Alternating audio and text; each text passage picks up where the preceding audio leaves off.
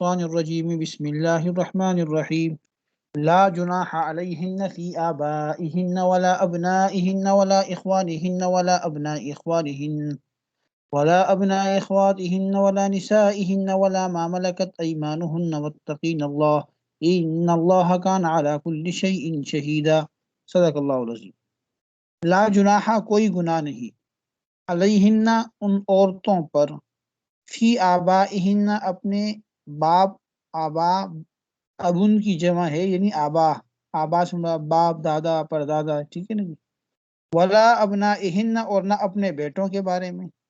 ولا اخوانہن اور نہ اپنے بھائیوں کے بارے میں، یعنی ان سے پردہ نہیں ہے، ان میں کوئی حرج نہیں۔ ولا ما ملکت ایمانہن اور نہ ان سے جن کے ان کے داہنے ہاتھ مالک ہیں، یعنی اپنے غلام اور باندیاں۔ واتقین اللہ اور اللہ تعالیٰ سے اچھا جی ٹھیک ہے،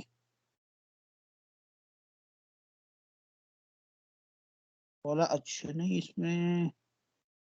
گڑبڑ ہو گئی، اچھا ٹھیک ہے۔ بولا ابناء اخوانہن اور نہ اپنے بھائیوں کے بیٹوں سے، یہ بھائیوں کے بیٹے بھتیجے۔ ولا ابناء اخواتہن اور اپنے بہنوں کے بیٹوں سے یعنی بھانجوں سے۔ ولا نسائہن اور نہ اپنی عورتوں سے۔ ولا ما ملکت ایمانہن اور نہ ان سے کہ جن کے ان کے ہاتھ مالک ہیں، یعنی ان کی باندیاں۔ واتقین اللہ اللہ سے ڈرتی رہو اللہ سے۔ ان اللہ بے شک اللہ کان علی کل شیء شہیدا ہر چیز کے اوپر گواہ ہے۔ ان جو آیت کے اندر یہ جو مذکور ہیں محرم رشتے، ان سے پردہ نہیں ہے۔ ولا ما ملکت ایمانہن اس سے مراد لونڈیاں ہیں، اور اسی طرح یہاں جو فرمایا کہ ولا نسائہن اور نہ اپنی عورتوں سے، اس کی ایک تفسیر تو یہ کی گئی کہ اس سے مراد مسلمان عورتیں، ان سے پردہ نہیں ہے، غیر مسلم عورتوں سے پردہ ہوگا۔ اور دوسری تفسیر یہ کہ نہیں، اس میں غیر مسلم عورتوں سے پردہ نہیں ہوگا، کیونکہ روایات میں آتا ہے کہ ازواج مطہرات کے پاس غیر مسلم عورتیں آیا کرتی تھیں، تو اس لیے اس سے مراد وہ عورتیں ہیں جن سے میل جول ہو، چاہے وہ مسلمان ہو چاہے وہ غیر مسلم ہو، ٹھیک ہے نا جی، ان سے پردہ بہرحال نہیں ہوگا۔ ان اللہ بے شک اللہ و ملائکتہ اور اس کے فرشتے، یصلون وہ کیا کرتے ہیں جی، درود بیچتے ہیں، علی النبی نبی پر، یا ایھا الذین آمنوا اے ایمان والو، صلو درود بھیجو، علیہ اس پر، وسلموا سلام بھیجو، تسلیما سلام بھیجنا، درود و سلام بھیجو۔ حدیث میں آتا ہے کہ ایک صحابی نے پوچھا اس آیت کے نزول کے بعد کہ اس درود کا تو ہمیں طریقہ معلوم ہے، سلام کیسے بھیجیں؟ تو آپ نے فرمایا کہ اللہم صلی علی محمد، یہ تو درود ہو گیا نا،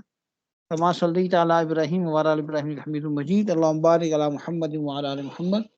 کما بارکت علی ابراہیم وعلی آل ابراہیم انک حمید مجید۔ اور اس میں السلام علیک ایھا النبی،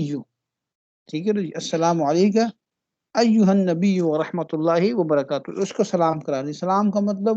درود و سلام دونوں کا مقصد یہاں پہ جو ہے وہ نبی علیہ الصلوۃ والسلام کی رفع درجات کی دعا ہے، ٹھیک ہے نا جی، یعنی گویا کہ ہم نبی علیہ الصلوۃ والسلام کی دعا کرتے ہیں، ہماری دعا کرنے سے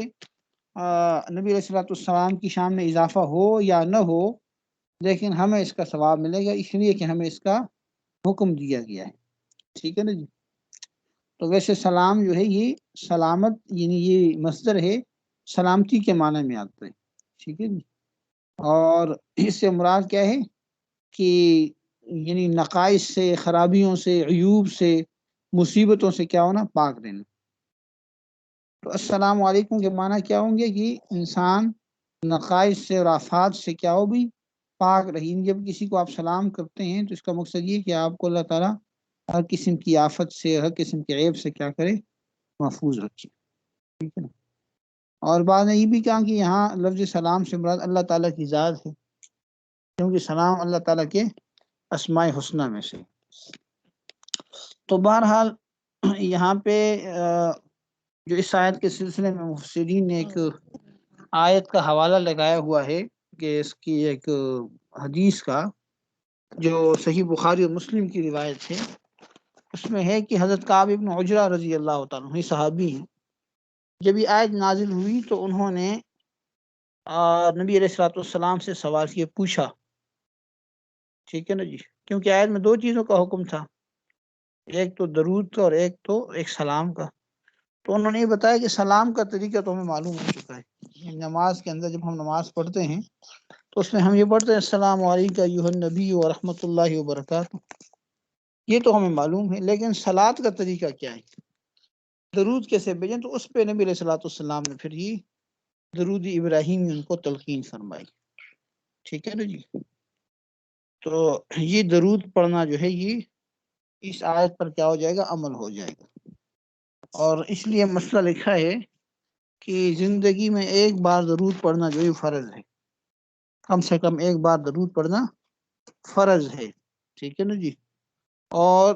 جب جب نبی علیہ الصلوۃ والسلام کا نام آئے کسی مجلس کے اندر، تو اس مجلس میں نبی علیہ الصلوۃ والسلام پر ایک دفعہ درود پڑھنا واجب ہے، اور بار بار پڑھنا جو ہے یہ مستحب یا مسنون عمل ہے، ٹھیک ہے نا جی۔ لگ گئی بھائی، تنگ نہ کرو، ادھر جائیں شاباش۔ اچھا جی، تو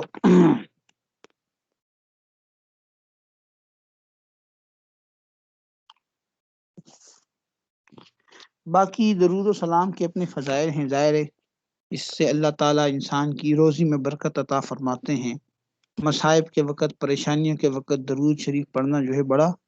موجب عمل، بڑا جو ہے وہ مجرب عمل ہے، اس پہ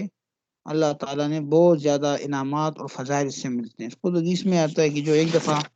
درود بیچتا ہے اللہ تعالیٰ اس کے اوپر 10 مرتبہ رحمت نازل فرماتے ہیں، اور دعاؤں کی اہتمام کے لیے خاص طور پر یہ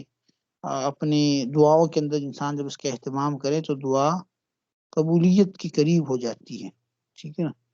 اور اسی طریقے سے نبی علیہ الصلوۃ والسلام پہ درود نہ پڑھنے والے کو بخیل کہا گیا ہے، ٹھیک ہے نا جی۔ نبی علیہ الصلوۃ والسلام نے فرمایا کہ بخیل وہ ہے کہ جس کے سامنے میرا ذکر ہو اور مجھ پہ درود و سلام نہ بھیجے، ٹھیک ہے نا جی۔ تو بہرحال میں نے عرض کیا کہ زندگی میں ایک دفعہ کم سے کم درود پڑھنا فرض ہے اس آیت کے مطابق، اور جہاں جہاں نبی علیہ الصلوۃ والسلام کا ذکر آئے، جب جب ذکر آئے اس وقت پڑھنا ایک بار کم سے کم واجب ہے، بار بار مسنون یا مستحب عمل ہے۔ اس میں فقہاء نے اختلاف بھی کیا، امام طحاوی اور امام کرخی کا، کہ بار بار پڑھا جائے گا یا ایک دفعہ پڑھا جائے گا، تو بہرحال لیکن یہ ہے کہ ایک دفعہ پڑھنا جو ہے یہ واجب ہوگا، صحیح قول کے مطابق، بار بار پڑھنا جو ہے یہ مستحب عمل ہوگا۔ فضائل درود شریف کے ایک بڑا بہترین رسالہ ہے حضرت شیخ الحدیث حضرت مولانا زکریا رحمۃ اللہ علیہ کا، وہ دیکھنا چاہیے، اس میں درود و سلام کے بڑے فضائل اور بڑے درود انہوں نے ذکر کیے، ٹھیک ہے جی۔ آگے فرمایا کہ ان الذین یؤذون اللہ ورسولہ، بے شک وہ لوگ جو اذیت دیتے ہیں، جو ستاتے ہیں اللہ اور اس کے رسول، لعنہم اللہ فی الدنیا والآخرہ، لعنہم ان پر لعنت کی ہے اللہ نے دنیا اور آخرت میں، وَأَعَدَّ اور تیار کر رکھا ہے لہم ان کے لیے عذاب و مہینہ، رسوا کرنے والا عذاب۔ یہاں پہ اللہ کو اذیت دینا یہ مجازن یہ کنایا ہے اللہ تعالیٰ کی نافرمانی سے، کہ جو لوگ اللہ تعالیٰ کی نافرمانی کرتے ہیں، ٹھیک ہے نا جی۔ تو یہ اللہ تعالیٰ کو ناراض کرنا ہے، تو اللہ کو ناراض کرنا یہ اللہ کو اذیت دینے کے مترادف، ورنہ اللہ تعالیٰ کو تو کوئی اذیت نہیں دے سکتا، ٹھیک ہے نا جی۔ اچھا جی، والذین یؤذون المؤمنین والمؤمنات بغیر ما اکتسبوا فقد احتملوا بہتانا واثما مبینا، اور وہ لوگ جو ایذا دیتے ہیں مؤمن مردوں اور عورتوں کو بغیر ما اکتسبوا، کسی ایسی چیز کے جو یعنی بغیر اس بات کے کہ جو انہوں نے کمایا، یعنی کوئی کام انہوں نے کیا نہ ہو اور ان کو کیا کیا جائے، اس کے ساتھ اذیت دی جائے، یعنی ان کو اوپر بہتان جسے کہتے ہیں کہ تم نے یہ کیا نہ کہ اس نے کیا نہ ہو، تو فقد احتملوا، تو انہوں نے اٹھا لیا بہتان عظیم و اسم مبینہ، بہت بڑا گناہ اور بڑا سری بہتان، ٹھیک ہے نا۔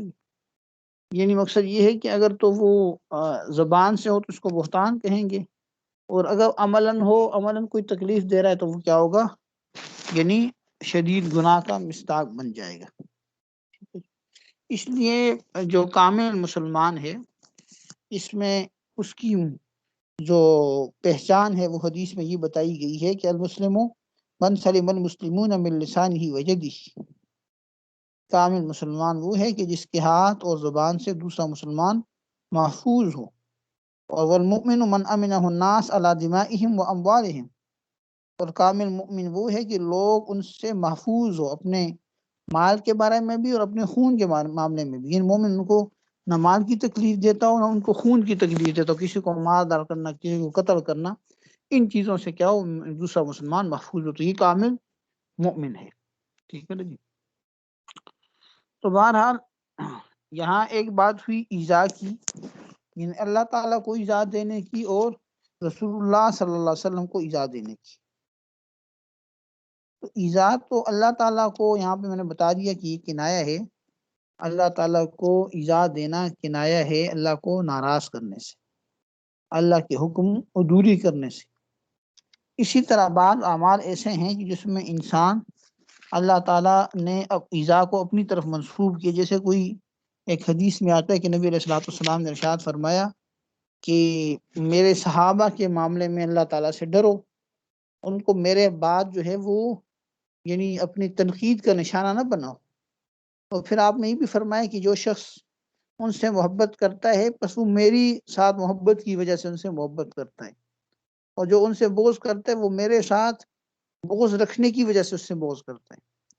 پھر آپ نے فرمایا کہ جس نے ان کو اذیت دی تو اس نے مجھے اذیت دی، اور جس نے مجھے اذیت دی تو اس نے اللہ کو اذیت دی، اور جس نے اللہ کو اذیت دی تو قریب ہے کہ وہ اللہ کی گرفت اور پکڑ میں آ جائے۔ تو اب دیکھیں یہاں پہ بات کرنے کا مقصد یہ ہے کہ بعض اوقات کسی مومن کو اذیت دینا بھی یہ اللہ تعالیٰ کو اذیت دینے کے حکم میں ہوتا ہے۔ ٹھیک ہے نا جی؟ جیسے اس حدیث میں نبی علیہ الصلوۃ والسلام نے صحابہ کو اذیت دینے کو اپنا اذیت دینا کہا، اور اپنے اذیت کو اللہ کا اذیت دینا کہا کہ اللہ کی اذیت دینا ہے۔